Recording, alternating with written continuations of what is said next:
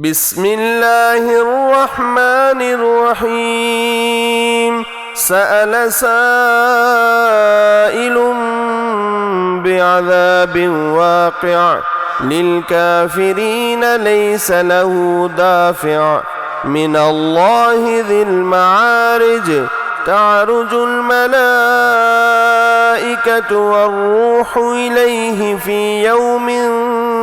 كان مقداره 50,000 سنة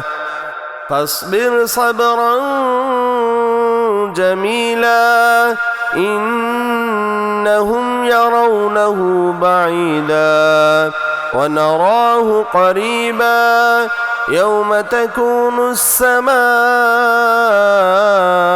كالمهل وتكون الجبال كالعهن ولا يسأل حميم حميما يبصرونهم يود المجرم لو يفتدي من عذاب يومئذ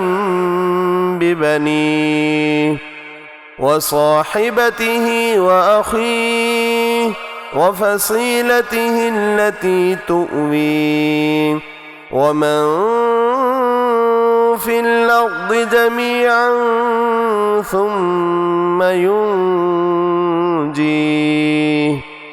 كلا إنها لظى نزاعة للشوى تدعو من أدبر وتولى وجمع فأوعى إن الإنسان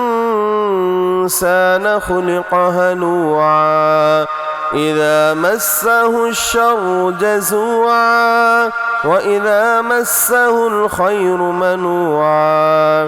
إلا المصلين الذين هم على صلاتهم دائمون والذين في أموالهم حق معلوم للسائل والمحروم والذين يصدقون بيوم الدين والذين هم من عذاب ربهم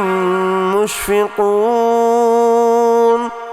إن عذاب ربهم غير مأمون والذين هم لفروجهم حافظون إلا على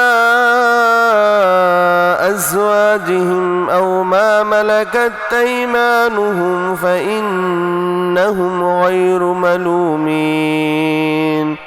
فمن ابتغى وراء ذلك فأولئك هم العادون والذين هم لأماناتهم وعهدهم راعون والذين هم بشهاداتهم قائمون والذين هم على صلاتهم يحافظون أولئك في جنات مكرمون فما للذين كفروا قبلك مهطعين عن اليمين وعن الشمال عزين أيطمع كل امرئ منهم أن يدخل جنة نعيم كلا إنا خلقناهم مما يعلمون فلا أقسم برب المشارق والمغارب إنا لقادرون على أن نبدل خيرا منهم وما نحن بمسبوقين فذرهم يخوضوا ويلعبوا حتى يلاقوا يومهم الذي يوعدون يوم يخرجون من الأجداث سراعا كأنهم إلى نصب يوفضون خاشعة أبصارهم ترهقهم ذلة